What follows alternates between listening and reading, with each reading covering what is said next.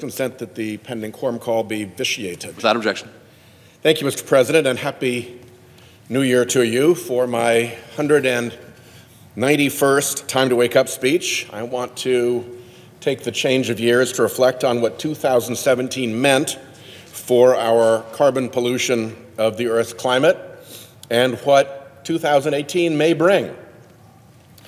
Our human use of fossil fuels continued to pour carbon dioxide into the atmosphere in 2017. The concentration of CO2 in the atmosphere now stands at almost 407 parts per million, the highest in human history, more than 100 parts per million above the safe range in which human development for millennia has flourished. Each year brings a new record concentration of CO2 in our atmosphere, and this will continue to worsen until the world weans itself off fossil fuels. And of course, the contamination of our Earth and atmosphere by carbon pollution is matched by the contamination of our politics by unlimited and often hidden fossil fuel industry money, threats, and promises. When the accounting comes for what they have done to the government of the United States, there will be a lot to answer for. We're in a heck of a cold snap now as the boundaries of normal weather get blown out in all directions by climate change. But the underlying steady warming trend through all these new extremes of hot and cold and wet and dry is obvious. Here in the U.S., everyone in the lower 48, except for a few pockets up in the Northwest where things stayed fairly steady, has seen hotter than average temperatures. This represents hot, this represents cold. As you can see, most of the map matches the hot end. Mean temperature departures from average January and November 2017. Residents of the desert Southwest, of coastal Texas and Louisiana, and of much of the Southeast lived through their hottest year ever in 2017. Record warming is this color, so you see it all through these areas. Record warmest temperature. Up in the Arctic, where temperatures are rising twice as fast as the rest of the globe, 2017 was the second hottest year ever. In Barrow, Alaska, the temperature rose so rapidly that computer algorithms kicked in and flagged the underlying data as suspect. The computer felt something must have gone wrong with the equipment and flagged the data as suspect. In fact, the readings were extraordinary, but they were real. That was the temperature. We also saw a punishing onslaught of extreme weather in 2017, making it the most expensive disaster year in U.S. history, costing nearly $400 billion in damages. The United States has averaged fewer than $6 billion weather-related disasters a year. Between January and late October 2017, we experienced 16, which killed 282 people. And final estimates of the devastation during 2017 aren't complete. It may prove that 1,000 lost lives are attributable to Hurricane Maria and its aftermath in Puerto Rico. The 2017 Atlantic hurricane season brought 17 named storms, 10 hurricanes, and 6 major hurricanes, those with average wind speeds exceeding 115 miles per hour. In August, Hurricane Harvey roared ashore with winds over 130 miles per hour, dropping more than 60 inches of rain over the Houston and Port Arthur areas. Areas that aren't even on the flood maps found themselves flooded. Scientists agree that the unprecedented Texas deluge was only made possible by a warming atmosphere. September also brought hurricanes Irma and Maria, which ravaged the Caribbean, including the U.S. Virgin Islands, Puerto Rico, and the Bahamas, as well as Florida. Much of Puerto Rico is still without power, months after the storm. Abnormally warm waters in the tropical Atlantic fueled this punishing succession of storms.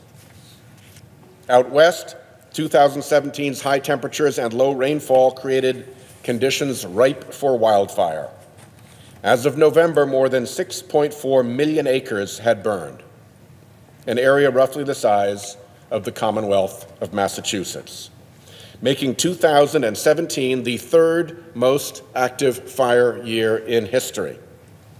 In October, fast-moving wildfires laid waste to the California wine country, destroying almost 9,000 structures and killing more than 40 people. They were the costliest fires in U.S. history, bringing $9 billion in damage and $85 billion in economic loss. In December, the Thomas Fire exploded across coastal California, burning over 280,000 acres on its way to becoming the largest wildfire in California history. Notably, fire season should have been over by then in California, extinguished by December's customary winter rains, not in 2017. Southern California had near record low rainfall this winter, leaving vegetation desiccated and ready to ignite. The evidence continued to pile up in 2017 of the connection between climate change and this extreme weather. The American Meteorological Society released a report showing a majority of extreme weather and climatic events in 2016 were influenced by human-caused climate change. Indeed, the report found the record average global temperatures in 2016, the record warm waters in the North Pacific, and the record temperatures in Asia simply would not have occurred without human-caused climate change. And we should not, as we too often do, overlook the oceans. The added carbon dioxide in the atmosphere that has run up the concentration to 407 parts per million alters the ocean's very chemistry. The added heat trapped by that carbon dioxide in the atmosphere gets picked up by the oceans, and it raises ocean temperatures.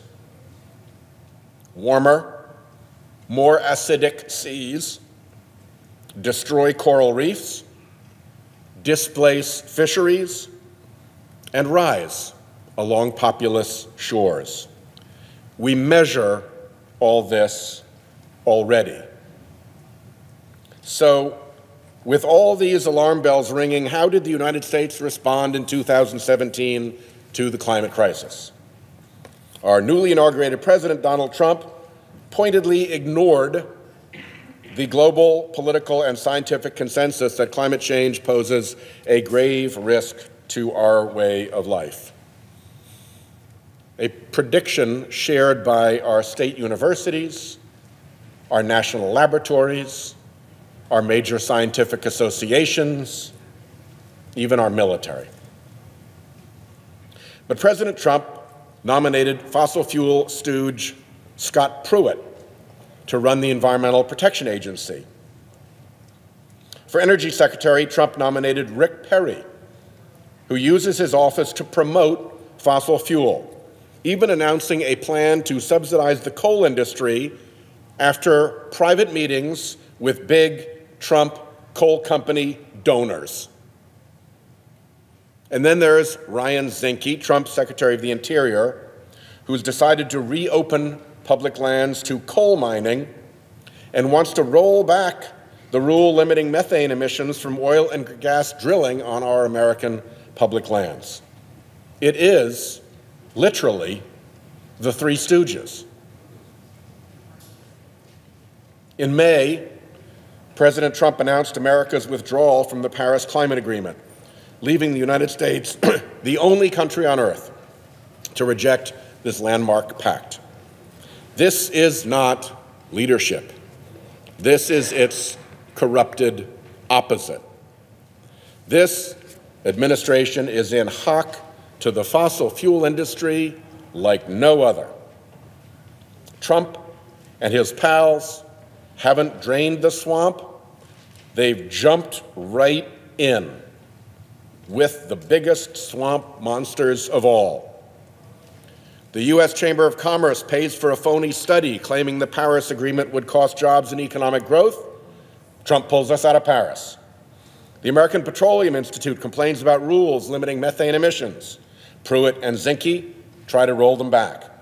The Auto Alliance complains about fuel efficiency standards the auto companies agreed to for American cars. Pruitt starts a project to water them down. Trump takes money by the shovelful from fossil fuel donors, and Pence dances on Koch brothers' strings. And yet, 2017 offered reasons to remain optimistic. First is the explosion in renewable energy. In 2017, renewables provided nearly 20% of electricity generation in the United States. As wind and solar costs fell, utilities across the country, even in red states, invested heavily in wind and solar. The renewable energy industry hit 3.3 million jobs, more than all fossil fuel jobs combined. More good news. The leadership void left by the corrupted Trump administration was filled by thousands of state and local governments, businesses, academic institutions, and faith organizations who pledged to honor the Paris Agreement and reduce their carbon emissions.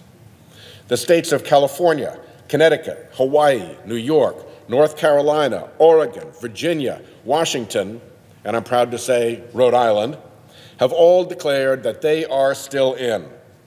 Alaska announced it would meet its goals. What's more, California and Washington joined with Canada, Chile, Colombia, Costa Rica, and Mexico to announce a plan to put a price on carbon to rein in emissions. Businesses in 2017 exercised climate leadership in the marketplace. Leading asset manager BlackRock helped break the back of Exxon and Occidental Petroleum's opposition to shareholder resolutions requiring them to report their climate risk to their shareholders. Multinational insurance firm AXA announced that it would divest from its tar sands holdings and stop insuring pipelines that transport tar sands oil. And credit rating agency Moody's announced it will consider climate risk in rating coastal communities' municipal bonds. Companies like Microsoft and Unilever have their own baked-in internal carbon price to help them reduce the carbon intensity of their operations. And then there are the court battles. In 2017, multiple California municipalities sued fossil fuel companies under state public nuisance law to seek help with the huge adaptation costs they face as sea level rises and extreme weather become more common. State attorneys general in Massachusetts and New York defeated attempts by ExxonMobil to disrupt their fraud investigation into whether the company has been covering up what it knew about the risks posed by fossil fuels. By the way, at the very end of last year, we discovered that there were reports through the American Petroleum Institute of the dangers of climate change from renowned scientists, including Edward Teller, going back to 1959. 1959.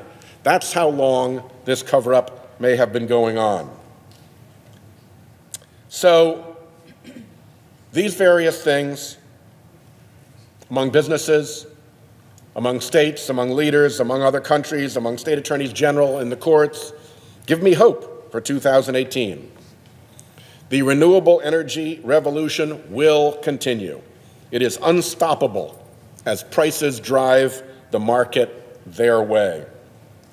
Forward-thinking business leaders will realize they must fight for good climate policy, not just within their own companies, but also here in Washington. They need to start showing up. The courts, America's courts, will provide a forum for truth and disclosure, two things very scarce in climate denial, which fossil fuel companies, for that reason, have for years fiercely fought to avoid. But judges will insist on answers, plaintiffs are entitled to discovery, and lying in court gets you punished. World and state and local leaders have picked up the mantle abandoned by Washington Republicans. And who knows? There's always hope.